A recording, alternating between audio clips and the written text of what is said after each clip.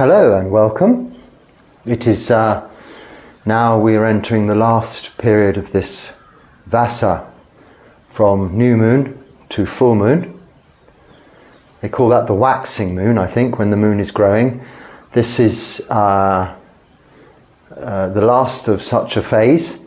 I don't refer continuously to this convention of time by way of wishing it away, but as a continuous reminder to be aware of what we're doing and our practice.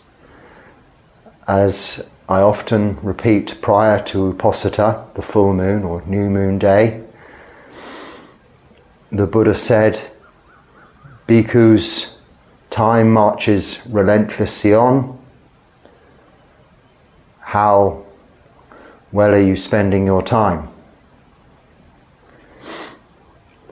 And this is my point of referring to time scale, to be ever mindful of what we have been doing, not looking back, not looking forward, but continuously aware of what we're doing in the present moment. And if we haven't been practicing, we haven't kept sila, we haven't been meditating, we haven't been developing wholesome mind states or reducing unwholesome mind states, then we draw a line under that, we forget about the past, we make a determination from here on after to meditate in the morning, meditate in the evening, to keep sila and develop wholesome mind states and reduce unwholesome mind states. One important part of our practice, which I don't speak about often enough, is reflection. And as well as reflecting on how we have been practicing over the previous 15 days, in this case that I'm referring to, these phases of the moon, each and every day. But in each day, if we can spend some time, perhaps towards the end of the day, prior to our last meditation of the day, before we go to sleep, everyone has time to meditate at this time. We can, before we go to sleep, allow ourselves just that half an hour to sit and practice meditation. If we can extend that and spend, say, 10 or 15 minutes in reflection on asking the question, how well have I been spending my time today? Have I been associating with wise people, with good people, with kind people? Have I practiced meditation? And have I kept the precepts? And again, not to admonish ourselves, not to reprimand ourselves, not to encourage guilt, but to just reflect and know what we have done during this last 24 hours since our last reflection, and make the determination that from here in after you will practice meditation, keep sila, moral virtue, and develop wisdom. We can do this each and every day before our late night meditation, and it is also a wonderful way of establishing how our practice is going. Very often people ask, how do I measure my practice? How do I know if I'm on the right path? How do I know if I will attain to enlightenment, nibbana, or even become free from suffering in this lifetime? Attain to these stages of enlightenment, sotapanna, sakadagami, anagami, arahant. How do I know? Well, quite simply by looking back. I know I'm always referring to keeping in the present moment, but if you look at a photograph of yourself, if you look at yourself in the mirror today, tomorrow, the next day, you see no change. If you look at a photograph of yourself a few years ago, 5 years ago, 10 years ago, you can see a dramatic change. This is the same as how we reflect on our practice and measure our progress. We don't look at today. We ask ourselves during this time of reflection, now, this happened during my day-to-day. Someone said this to me. How did I feel? How did I react? And then we compare that to how we would have felt and how we might have reacted, say, perhaps a few years ago, 5 years ago, or 10 years ago, or back to whenever it was you began this practice of Buddhism. Sila, moral virtue, samadhi, meditation, panya, developing wisdom. And you can notice the difference. Notice the difference in your feeling, in your reaction. You can see the change. And this is how we identify our progress on the path.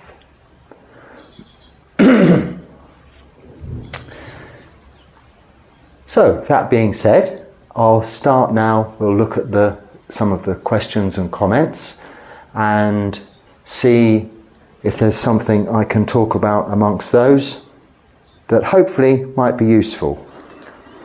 Okay.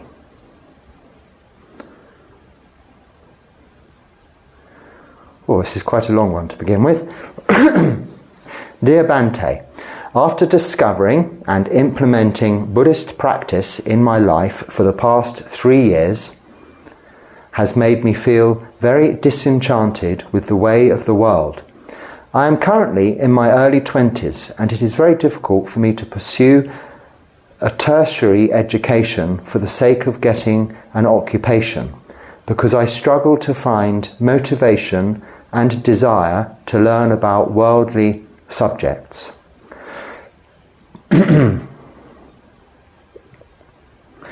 My question to you would be, is there a way to pull me out of the mindset of seeing every activity outside of Buddhism as being pointless?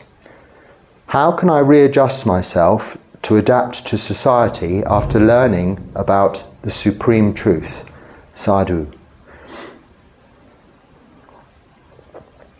Okay, so there are a number of things there. Firstly, you're young, you're in your early 20s, which is a wonderful time to be beginning.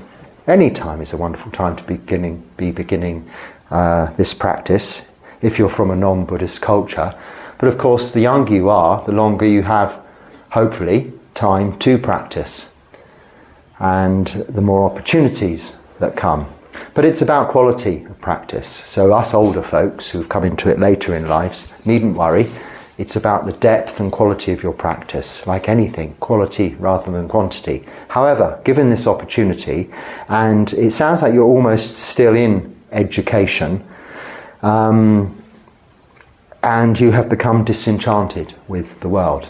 Now, disenchantment with worldly things that would have ordinarily previously, perhaps before listening to the Dharma, before looking into Buddhism and Buddhist practice,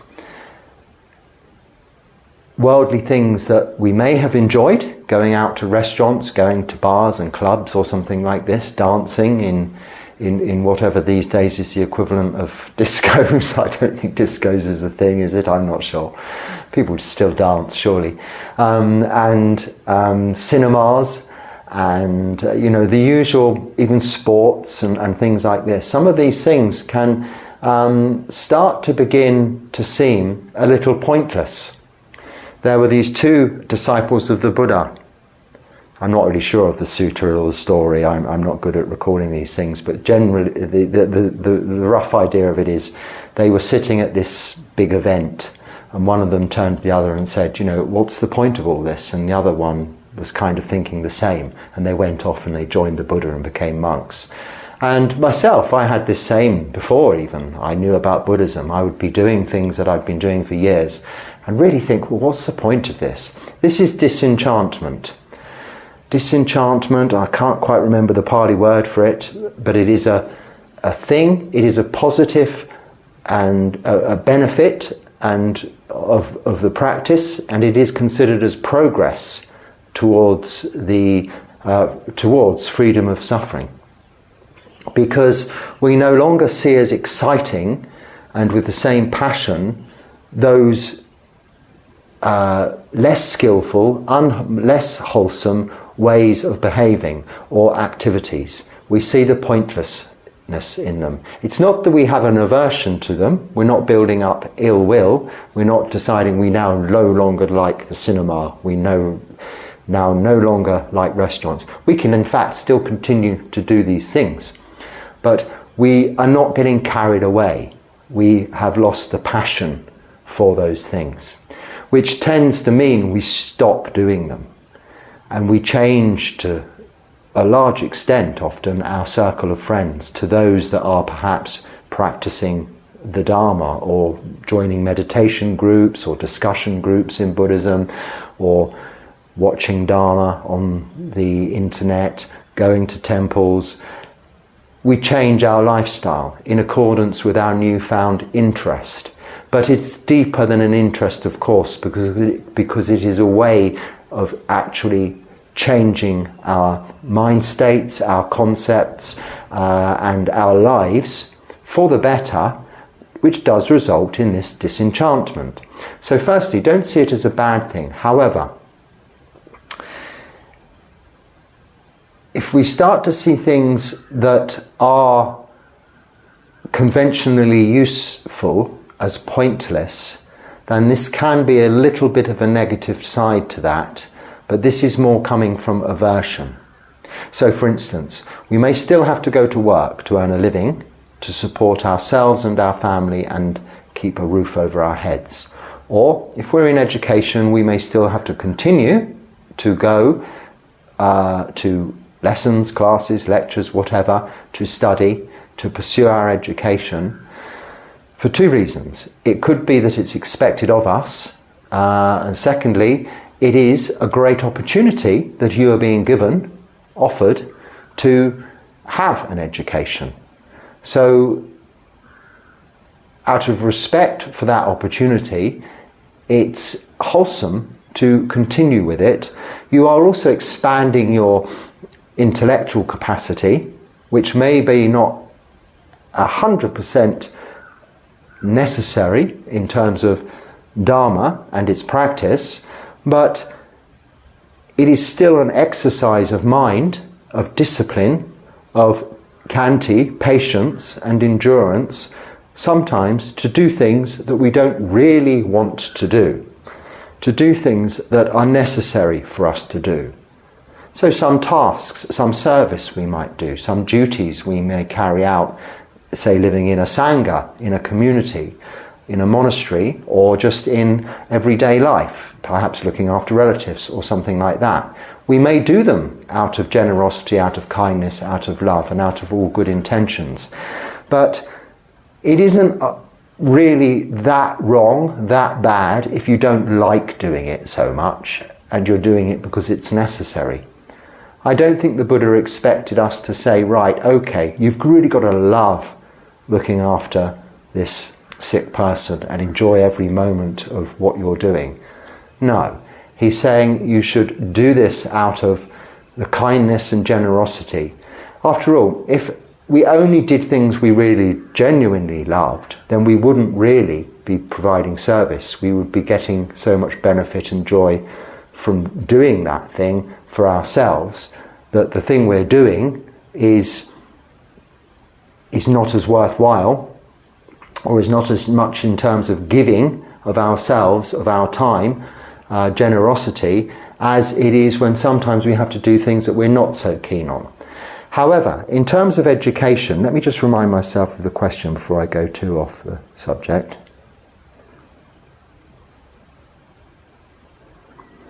Yes, important bit to get back to in a minute.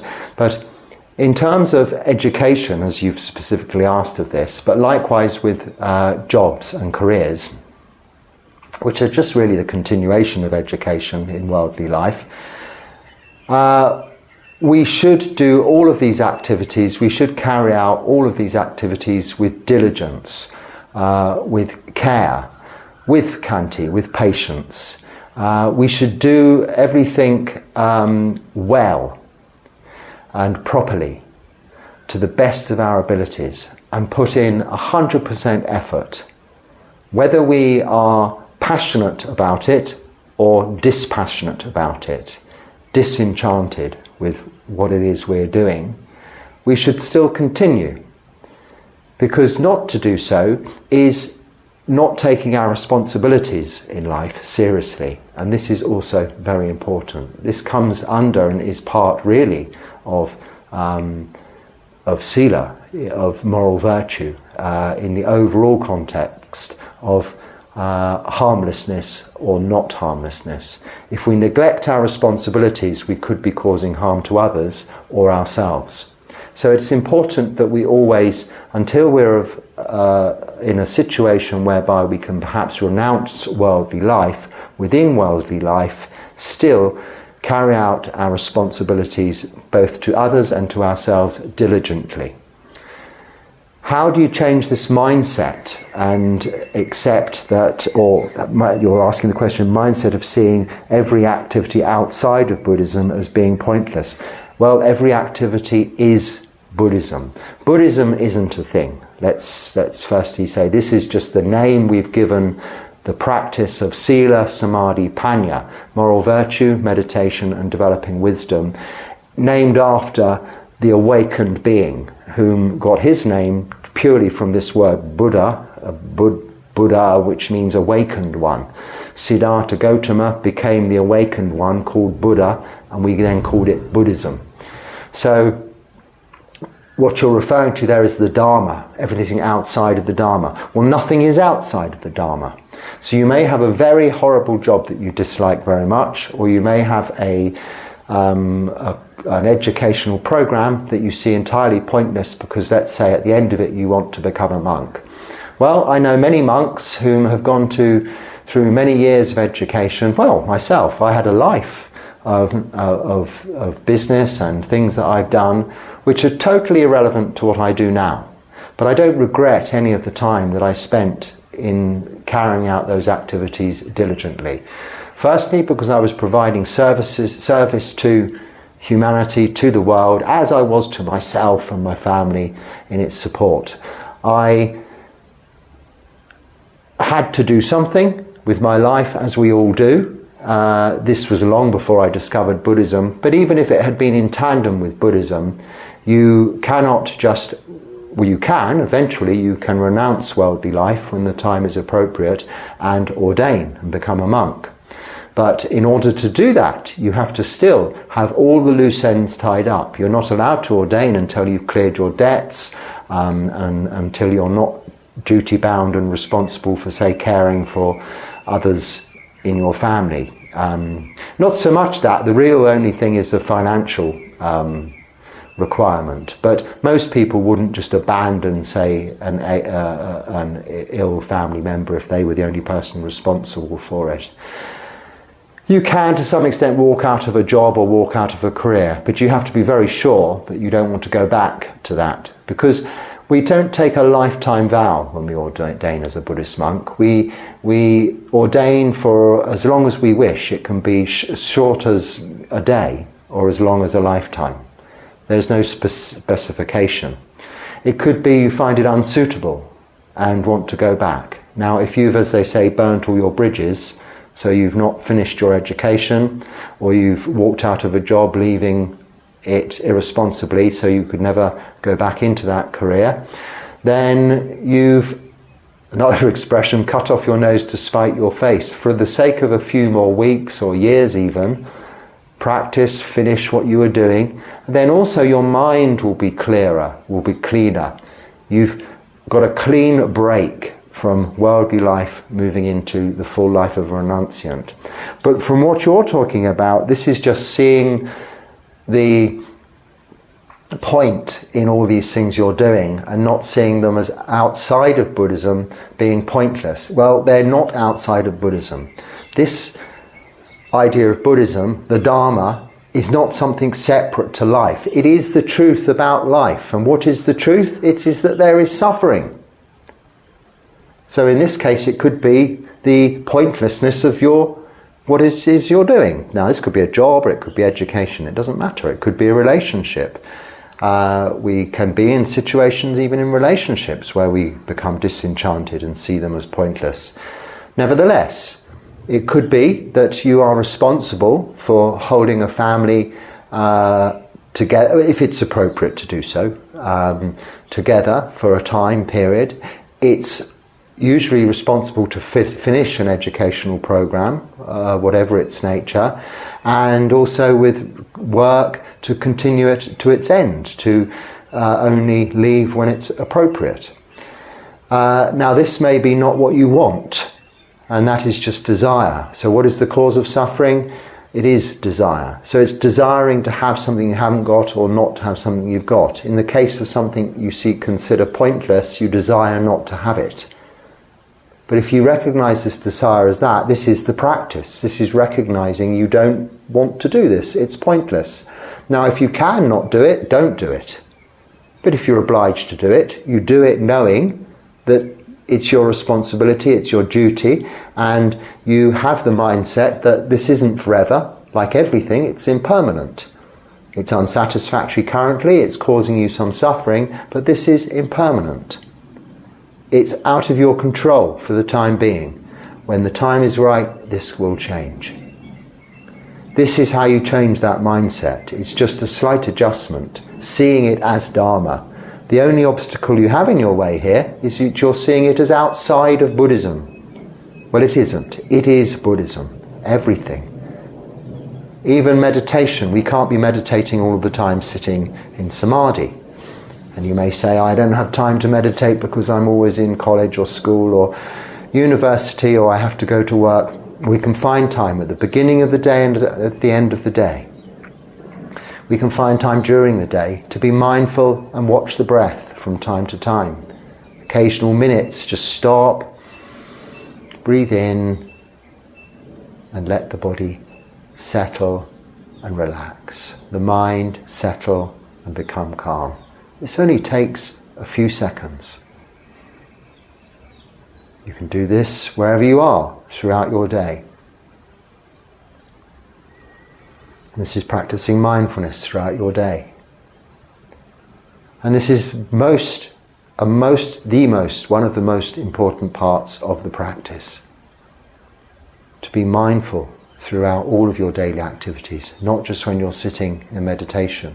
So when you're doing something you seem as pointless and you don't like it, know the not liking.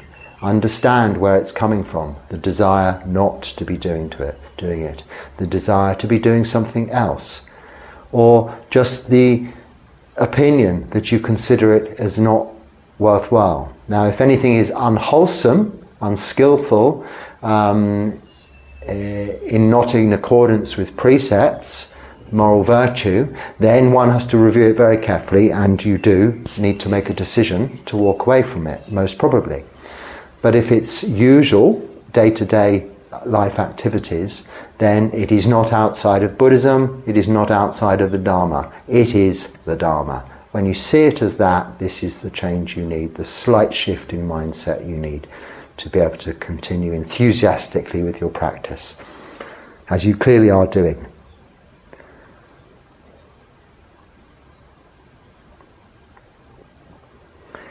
And you say the education for the purpose just to get an occupation. So don't see it as just that.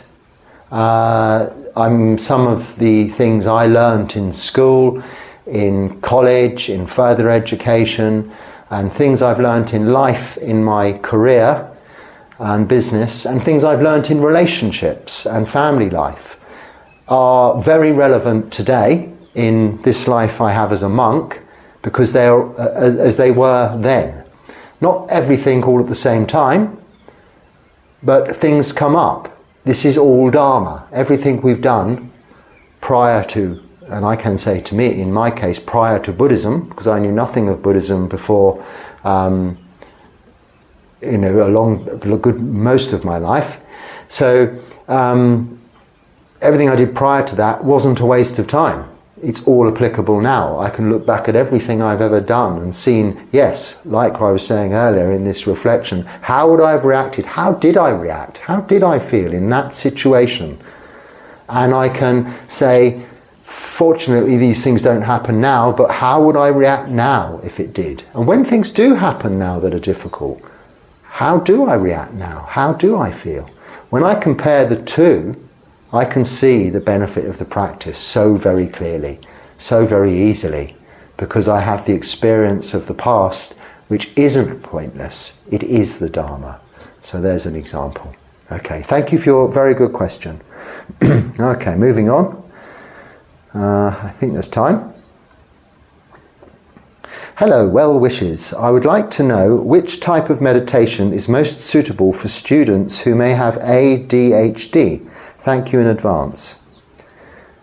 Okay, I don't know a great deal about ADHD. I know what it is, attention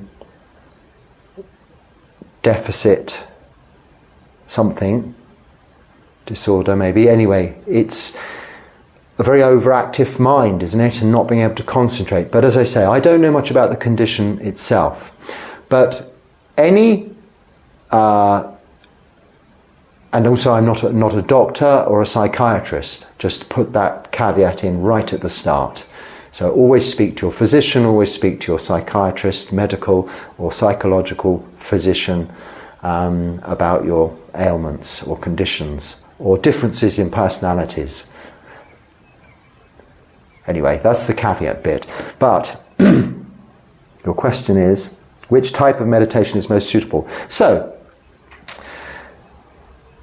in this practice, in Theravada Buddhism, we don't have anything in meditation that is potentially harmful either to the healthy or unhealthy person, whether that's health of body or mind. The main and usual practice in meditation is what we call anapanasati, mindfulness of the breath. And this can really do nobody any harm. So all that is required for you to do in meditation is to sit down and make yourself relatively comfortable, stay still for a period of time and watch the breath in this kind of meditation. Watching the breath as you breathe in and as you breathe out, which is not going to have any adverse effects to any existing psychological or physical health conditions.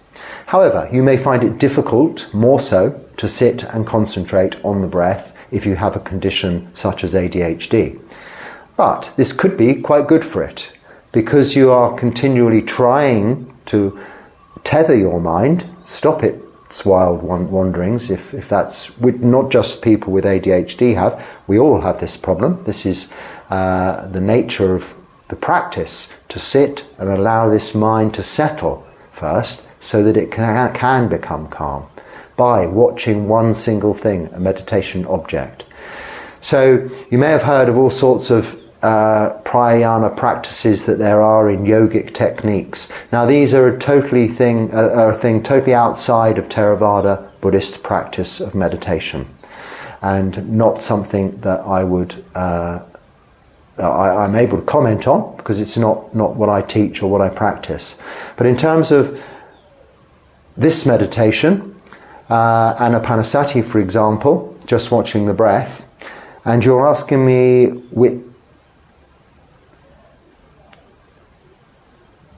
which type of meditation is most suitable, I would say that is the most suitable, because it is the most simple.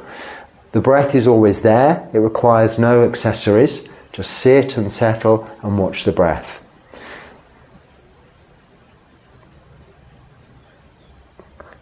Yes, you're not asking me. Sometimes people say, is it harmful in any way? So you're not asking me that, but I have answered that. You can't really do yourself any harm just sitting, watching yourself breathe.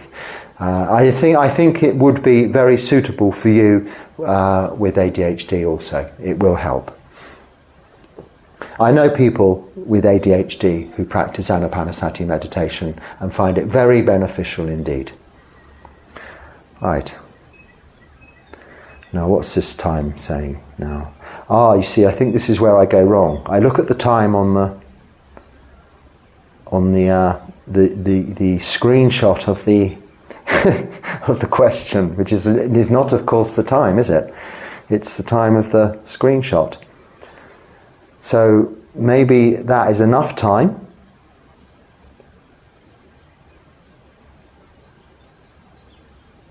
I'll answer this question though before I finish.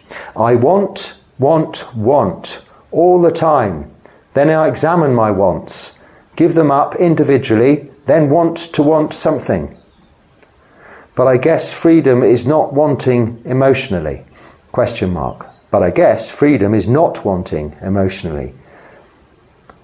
Okay, yes, this is suffering. This is what the Buddha taught. There is suffering. That is wanting something you haven't got, or not wanting something you have got. There's your wanting. Very accurately put, you guessed freedom is not wanting. And you add on emotionally. You don't even need the emotionally, it's not wanting, yes? So the cause of suffering is that wanting, desire. But there is an end to this, yes, you're quite correct in guessing, as your question mark is implying you want me to say, is that correct? And I'm saying, yes, you are correct to guess that freedom is not wanting. And emotionally, it's emotionally is quite right, because it's, if you have a physical dependency, that needs other areas of attention to be taken care of first. So you're quite right, yes, not wanting emotionally is very much a good way of summing up the end of suffering. So we have suffering, a cause of suffering, the wanting, and not wanting emotionally, yes, is the end of suffering, the third of the third noble truths. And what is the fourth noble truth?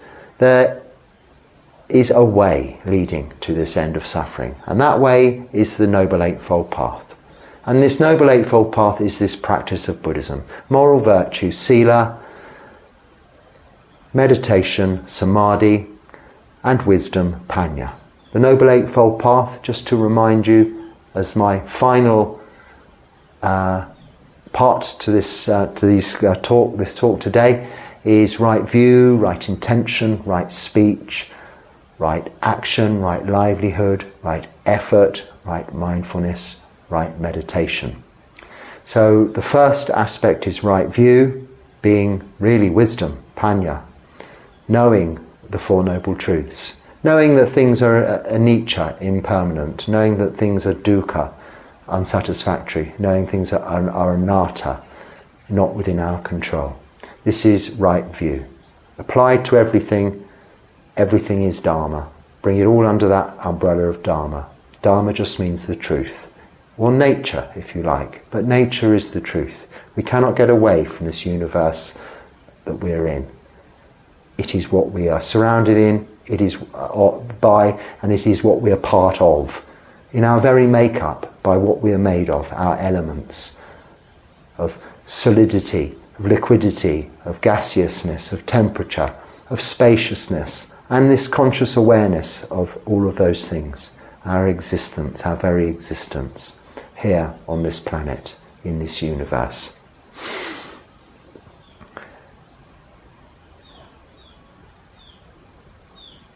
So that's right view.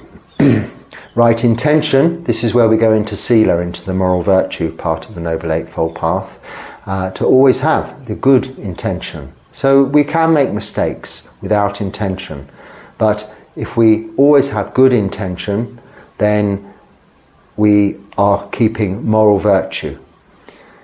Speech, right speech. I won't go into the whole aspects of that. It's one of the more difficult areas of the Noble Eightfold Path. Then right action, the things we do. So body, speech and mind. Actions of body, speech and mind. In reverse order in the Noble Eightfold Path. Intention is mind, speech comes next, and then action is more of body. So all things we do of body, speech and mind. Then with right livelihood, the kind of work we do. We may not have much choice in that, but most often these days, whatever job we're doing is going to be morally okay. We might have a bit of a dilemma of a situation, say if we're working in a pub selling alcohol, serving alcohol, or if we're having to work in an abattoir killing animals, we need to look at those jobs and perhaps consider a change in career. But you might want to do that anyway as a practicing Buddhist. And then right effort, that we put in effort, which comes under really sila as well, to keep sila, keep the precepts, no killing, stealing, sexual misconduct, lying, or taking of intoxicants, and the effort we put into the practice of samadhi, this other part of sila, samadhi, panya, samadhi being meditation. And that comes as mindfulness throughout all of our daily activities, being careful, being in the present moment, being aware of what we're doing, and understanding that everything is Dharma, seeing it clearly. This is where the word vipassana comes from. This is what it means. Seeing clearly comes, or insight if you like, comes from vipassana. Vipassana means to see clearly. And finally, samadhi, sometimes translated as concentration. I just say meditation because this is where we just sit in meditation, not to try and concentrate too hard or try at all, just to sit and relax and observe one thing. Single pointedness, focus of attention on one thing, say the breath. This is samadhi. This is where we develop wonderful states of absorption, inwardly seeing the nature of the Dharma in terms of tranquility and peace, with a relaxed body and with a calm state of mind. So this is that Noble Eightfold Path. So thank you for your question on want. It does make a lot of sense what you're saying. I think you have identified the cause there, and the problem, the suffering, the cause. Now it's just experiencing the end of that suffering, and the way you do that is through that path. So I wish you and everyone else the very best with your practice. May it be fruitful and enjoyable. May you be happy on the path towards Nibbana. Thank you for watching. Right.